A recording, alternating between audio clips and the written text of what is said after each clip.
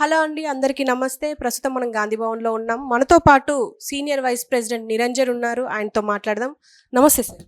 నమస్కారం. సార్ ఈ మధ్య ఎక్కువగా ని మందకృష్ణ మాదిగ ఎక్కువ విమర్శలు చేస్తున్నారు కాంగ్రెస్ మీద. అసలు ఆయన ఎందుకు వ్యతిరేకంగా మారాల్సి వచ్చిందంటారు? అది ఆయన్నే అడగాలి. కొద్ది రోజుల క్రితం పరేడ్ గ్రౌండ్లో ఒక సమావేశం ఏర్పాటు చేసి ఆయన మోడీని కూడా పిలవటం జరిగింది. ఆ ప్రభావంలో ఆయన పడ్డాడు. ఆ ప్రభావంలో ఉన్నందుకు ఆయన కాంగ్రెస్ను ఏ విధంగానైతే మోడీ కాంగ్రెస్ను దూషిస్తుండో ఆ విధంగా మందకృష్ణ మాదిగ కూడా కాంగ్రెస్ను దూషించే పనిలో పడ్డాడు. అది ఇవాళ నిన్న ఒక ప్రెస్ మీట్ పెట్టారు. ఆ ప్రెస్ మీట్లో ఏంటంటే ఎక్కువగా షబ్బీర్ అలీని టార్గెట్ చేస్తూ మాట్లాడారు. ఏంటంటే సలహాదారుడుగా ఉండాలి, పొగడొద్దు మనుషుల్ని, అంటే సీఎం అయినా ఎవరినైనా పొగడొద్దు అని చెప్పేసి అంటున్నారు. అండ్ ఒక్క మంత్రి పదవి కూడా ముస్లిం సోదరులకు లేదు. కేసీఆర్ ప్రభుత్వంలో ఉప ముఖ్యమంత్రి పదవి ఇచ్చారు, ఎందుకు అని చెప్పేసి, అంటే ఎందుకు ఇంత దిగజారిపోయారు షబ్బీర్ అలీ అని చెప్పేసి కూడా అన్నారు. మీరేమంటారు? ఇప్పుడు ఆయన కూడా మందకృష్ణ మాదిగ కూడా కొందరిని పొగుడుకుంటా, మోదీని పొగుడుకుంటా ఆ సమావేశంలో మాట్లాడింది మనం చూస్తాం. ఒకరిని పొగిడే వ్యక్తి మరొకరిని పొగడొద్దనేసి అనటం అనేది అది భావ్యం కాదు. ఆయన ఆత్మవిమర్శ చేసుకోవాలి దాని గురించి. ముస్లిం అనేది క్యాబినెట్లో తీసుకోకపోవటానికి కారణాలు ఏంటో ప్రజలకు అందరికీ తెలుసు. ఎన్నికైనటువంటి శాసనసభ్యుల్లో మైనార్టీలు అనేది ఎవరు లేనటువంటి పరిస్థితి. ఆ పరిస్థితుల్లో ఎమ్మెల్సీగా చేసి తీసుకోవాలని భావించినా కానీ వివిధ కారణాల వల్ల ఎమ్మెల్సీ లేదనేది అది ఇప్పటి వరకు కూడా పెండింగ్లో పడుతూ వచ్చింది. సో ఆ గ్యాప్ అనేది తగ్గించడానికే షబ్బీర్ అలీని గారు కూడా క్యాబినెట్ హోదాలో ఆయనను ప్రభుత్వ సలహాదారుగా నియమించుకోవటం జరిగింది. వక్ఫ్ బోర్డును నియమించడం జరిగింది. మైనార్టీస్ ఫైనాన్షియల్ కార్పొరేషన్ ఏర్పాటు చేయటం జరిగింది. సో ముస్లింలకు తగిన ప్రాధాన్యత ఇవ్వాలనే ఉద్దేశంతో ఏర్పాటు చేయటం జరిగింది. ఒకవేళ శాసన మండలి సభ్యుల్లో ముస్లిమ్స్ ఎవరైనా ఉండుంటే తప్పకుండా అనేది కాంగ్రెస్ పార్టీ ప్రభుత్వంలో ఉండేవారు. లేని పరిస్థితుల్లో ఏ విధంగా తీసుకోమని కోరుతాడో ఆయన్నే చెప్పాలి, మందకృష్ణ మాదిగనే చెప్పాలి అది. సో తప్పకుండా భవిష్యత్తులో అనేది ముస్లింలకు అనేది ప్రాధాన్యత ఉంటుంది, ప్రాతినిధ్యం ఉంటుంది. అంతవరకు టైం బీయింగ్ అయితే వారికి అవకాశం ఇచ్చిండ్రు కదా. వక్ఫ్ బోర్డ్ చైర్మన్ చేసిండ్రు, ఏవైతే చేయగలుగుతాం చేసిండ్రు. షబ్బీర్ అలీని అనేది ఆయన ఎక్స్పీరియన్స్డే కాబట్టి ఆయనను అడ్వైజర్గా కూడా తీసుకోవటం జరిగింది. సో అనవసరంగా విమర్శలను చేయకంటే వాస్తవ పరిస్థితులను తెలుసుకొని విమర్శ చేస్తే ప్రజలు అర్సి. ఇంకో మాట ఏంటంటే కేటీఆర్ గారు నిన్న TV9తో ఇంటర్వ్యూ ఇచ్చారు, అది అందరికీ తెలిసిందే. అయితే అందులో చాలా మాట్లాడారు. అందులో ఒకటి ఏంటంటే, మేము కాంగ్రెస్ ప్రభుత్వం లాగా పనికిమాలిన పనులు చేయలేదు, ఈ 10 ఏళ్ల పాటు మంచి పనులు చేశాము అని చెప్పేసి అంటున్నారు. నిజంగానే పనికిమాలిన పనుల అని చెప్పేసి చాలామంది మాట్లాడుతున్నారు. అందులో చాలా వరకు ఇప్పుడు బస్సు గురించి అయితే అందరికీ తెలిసిందే, మంచి పద్ధతి అనేసి. ఈవెన్ సిలిండర్ గురించి కూడా అందరూ బాగా మాట్లాడుకుంటున్నారు. కానీ కేటీఆర్ అట్లా అనేసరికి ఎందుకు అలా అన్నారు అని చెప్పేసి ఆలోచిస్తున్నారు. ఆయనలే ఫ్రస్ట్రేషన్లో ఉన్నాడు. ఫ్రస్ట్రేషన్లో ఉన్నప్పుడు ఆయనకి ఏం మాట్లాడుతుందో ఆయనకే తెలియకుండా పోతుంది. అది ఇప్పుడు కాంగ్రెస్ ప్రభుత్వం వచ్చిన తర్వాత ఏవైతే 6 గ్యారంటీస్ ఇవ్వటం జరిగిందో వాటిని అమలు చేసే ప్రయత్నం చేస్తున్నాం. అవి పలికిమాలినమైతే కావు కదా. 500 గ్యాస్ సిలిండర్ ఇవ్వటం పలికిమాలినది అయితే కాదు కదా. 10 లక్షలకు అనేది ఇది రాజీవ్ ఆరోగ్యశ్రీ పరిమితిని పెంచడం అది పనికిమాలినది కాదు కదా. మహిళలకు ఉచిత బస్సు సౌకర్యం కల్పించడం అనేది అది పనికిమాలింది కాదు కదా. రైతు బంధులో కూడా చాలా మందికి అనేది ఇవ్వటం జరిగింది, ఇంకా కొందరికి ఇచ్చేది ఉంది. ఇచ్చింది పలికిమాలిన పని అయితే కాదు కదా. పలికిమాలిన పని అనేది బీఆర్ఎస్ హయాంలో జరిగిందనేసి తెలుస్తుంది. అది దానికి తార్కారం అనేది ఇప్పుడు ట్యాపింగ్ కేసులో రోజుకొక మాట బయటకు పడుతుంది. ఎన్నికల సమయంలో అధికార పార్టీకి సంబంధించినటువంటి అభ్యర్థుల గురించి అనేది పోలీసు వాహనాల్లో డబ్బులు అనేది పంపిణీ చేయటం జరిగిందన్న మాట వాస్తవాలు రావటం జరిగింది. మరి ఇవి పనికిమాలిన మాటలు కాదా? కవిత గారు అది నేను హర్షిస్తలేను, నేను ఖండం కూడా చేసిన. ఆమెను ఆమె జైల్లో ఉన్నాక సిబిఐను అరెస్ట్ చేయటం అనేది అది సరిది కాదన్నమాట నేను చెప్పాను. అయితే అరెస్ట్ కావాల్సిన పరిస్థితులు ఎందుకు దారి తీసినాయి? పనికిమాలిన పనులు చేయటానికి అవకాశం కల్పించినందుకే కదా. దానికి ఆయన జవాబు చెప్పాలి. అది ఆయన. సో తప్పులన్నీ వాళ్ళ దగ్గర, పనికిమాలిన పనులన్నీ వాళ్ళు చేసేసి ఇప్పుడు ఈ విధంగా మాట్లాడటం అనేది ప్రజలు హర్షించలేదు. వాళ్ళ ఫ్రస్ట్రేషన్ అనేది స్పష్టంగా తేలిపోతుంది. అదే విషయం, ఫోన్ ట్యాపింగ్ విషయానికి వస్తే నేను ఫోన్ ట్యాపింగ్ ఎలాంటిది చేయలేదు. ఒకవేళ లై డిటెక్టర్ పెడతా అంటే చెప్పండి, నేను సిద్ధంగా ఉన్నాను అని కూడా అన్నారు. అంటే ఒకవేళ అది ట్రై చేస్తారా సార్ మీరు? అంటే కాంగ్రెస్ ప్రభుత్వం ట్రై చేస్తుందా లై డిటెక్టర్? ఇప్పుడు దాని గురించి అనేది ఎంక్వైరీ జరుగుతున్నది. ఎంక్వైరీ డిపార్ట్మెంట్ ఏదైతే చేస్తుందో వాళ్ళ పని వాళ్ళు చేసుకుంటారు.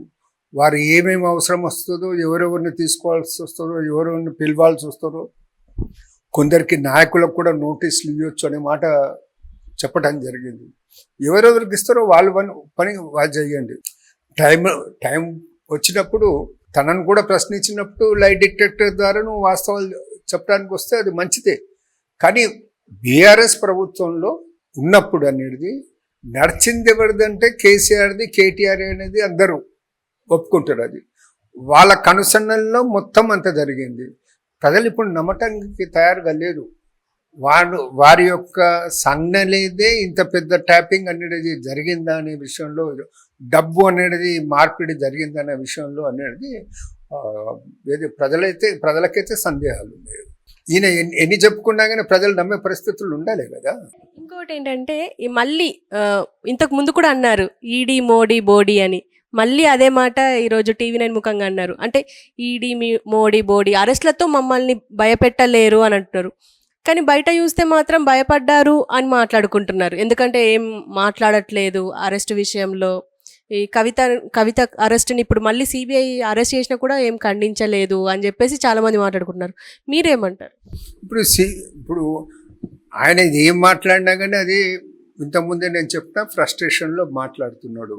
సో ఆయన పైకి ఎంత గంభీరంగా ఉన్నట్టు మాటల్లో మాట్లాడుతున్నా కానీ ఆయన ముఖంలో స్పష్టంగా అనేది ఆ భయము, ఆందోళన అనేది కనబడుతుంది. ఆయన మాట్లాడుతున్న భాషలో తడబాటు కనబడుతుంది. దాంతో మనంలే అర్థం చేసుకోవచ్చు. అంటే మనంలే సానుభూతి తెలపాలి. ఇప్పుడు వాళ్ళు అనేది సానుభూతి తెలపాల్సినటువంటి పరిస్థితుల్లో ఉన్నారు. మనం కూడా తోటి సమాజంలో ఉన్నవారం కాబట్టి వాళ్ళు తప్పులు చేశారు, అనుభవిస్తారు. కానీ మన సంస్కృతిలో ఏముందంటే ఎవడన్నా తప్పు చేసినా ఏమన్నా అనుభవిస్తుంటేలే సానుభూతి తెలిపే తత్వం, మనస్తత్వం మానవత్వంలో ఉంటుంది. సో వారి పట్ల మా సానుభూతి ఉంటుంది. ఇప్పుడు మనం చాలామంది అందరూ సీనియర్ నాయకులు మాట్లాడేది, అటు బీజేపీ కాంగ్రెస్ మాట్లాడేది, కేసీఆర్ అందరినీ మోసం చేస్తారు, వెన్నుపోటు పొడుస్తారు అని చెప్పి చాలామంది మాట్లాడారు. అయితే ఇప్పుడు ఏంటంటే కేసీఆర్ ఎవరిని మోసం చేయలేదు, కేసీఆర్నే మోసం చేశారు. ఇప్పుడు కడియం శ్రీహరి మోసం చేసే వెళ్ళారు రీసెంట్గా అని చెప్పేసి అంటున్నారు కేటీఆర్. ఇప్పుడు ఏంటంటే అది రివర్స్ అయ్యే వరకు వాళ్ళకి ఆ బాధ అర్థమవుతుంది. కాంగ్రెస్ పార్టీకి మొన్న 2018 ఎలక్షన్లో 19 మంది ఎమ్మెల్యేలు గెలిస్తే వారు 5 వరకు వచ్చిండ్రు. అంటే 14 మందిని మీరు అనేది కాంగ్రెస్ పార్టీ నుంచి డిఫెక్ట్ చేయించారు. సో అప్పుడు ఎందుకు అర్థం కాలేదు? అది మనం చేస్తుంది మీకు ఫుల్ మెజారిటీ మెజారిటీ ఉన్నాక కూడా ఆ పని ఎందుకు చేసిండ్రు? సో అప్పుడు మీకు అర్థం కాలేదు. ఇప్పుడులే వాళ్ళు ఇప్పుడు ఆయన ఎంబడి ఉన్నోళ్ళు, ఆయన టికెట్ ఇస్తే, కడియం శ్రీగారి బిడ్డకు టికెట్ ఇస్తే ఆమె థ్యాంక్స్ చెప్పినామే మళ్ళీ ఏం పరిస్థితులు ఎదురైనవో తెలియదు, ఏం తెలిసి వచ్చిందో తెలియదు, ఏ విధంగా లోకల్గా ఆమెకు సహకారం దొరకలేదో మనకు తెలియదు అది. సో ఆమె చివరకు నేను కాంటాక్ట్ చేయననే మాట చెప్పడం జరిగింది. దానికిలే ఆయన ప్రాయచిత్తం చేసుకోవాలి, అంతేగాని వేరేలో నన్ను లాభం లేదు. ఇంకోటి ఏంటంటే ఈ కాంగ్రెస్కి సంబంధించి అంటే మీరు రేవంత్ రెడ్డి అన్నారు ఇప్పుడు వచ్చే వరికి 500 తగ్గిస్తాం, బోనస్గా ఇస్తామని చెప్పేసి అన్నారు. కానీ మద్దతు ధర వచ్చేసరికి 600 కట్ చేసి తీసుకుంటున్నారు అని చెప్పేసి మాట్లాడుతున్నారు రైతులు. అంటే కొన్ని వీడియోస్ వస్తున్నాయి సోషల్ మీడియాలో. దానికి మీరేమంటారు? ఇప్పుడు ముఖ్యమంత్రి గారు మొన్ననో అధికారులతో మాట్లాడుతూ చాలా స్పష్టంగా చెప్పటం జరిగింది. రైతులను ఎక్కడైనా మోసం చేస్తే సహించేది లేదు, వాళ్ళ మీద యాక్షన్ తీసుకుంటాము, ఎంబడే సస్పెండ్ చేయాలి అధికారులను చెప్పడం జరిగింది.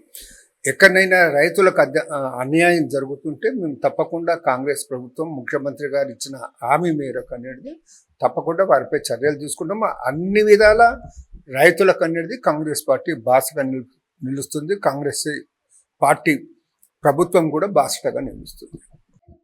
ఇదే విషయానికి వచ్చి కాంగ్రెస్ రావాలి, మార్పు రావాలి అని అన్నారు, ఇప్పుడు అనుభవిస్తున్నారు అని చెప్పేసి మాజీ ఎమ్మెల్యే ఆర్మూర్ జీవన్ రెడ్డి అంటున్నారు.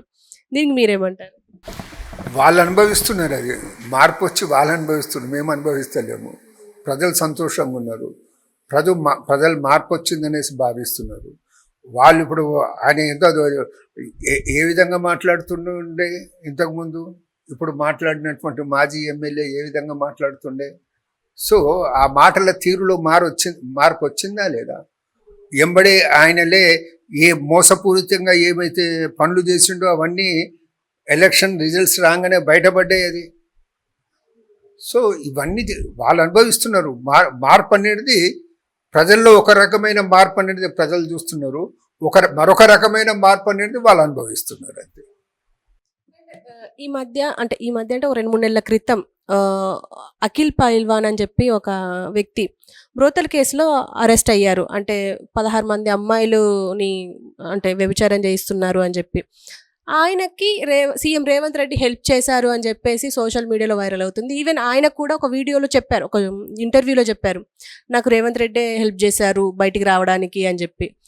అంటే బయట మాత్రం ఎలా ఇప్పుడు ఏమనిపిస్తుందంటే, అంటే తప్పు పనులు చేసిన వాళ్ళకి రేవంత్ రెడ్డి హెల్ప్ చేస్తారా? ఇప్పుడు చాలామంది పేదవాళ్ళు ఉన్నారు, ఆయన ఆఫీస్ చుట్టూ తిరిగే వాళ్ళు ఉన్నారు, ఆయన వాళ్ళకి హెల్ప్ చేసినట్టు ఎక్కడ దాఖలాలు రావట్లేదే అని చెప్పేసి అంటున్నారు. మీరేమంటారు? ఇప్పుడు మీరు చెప్తున్న సబ్జెక్ట్ మీద నాకు నాలెడ్జ్ లేదు, అవగాహన లేదు. తెలియని విషయం మీద నేను స్పందించలేదు.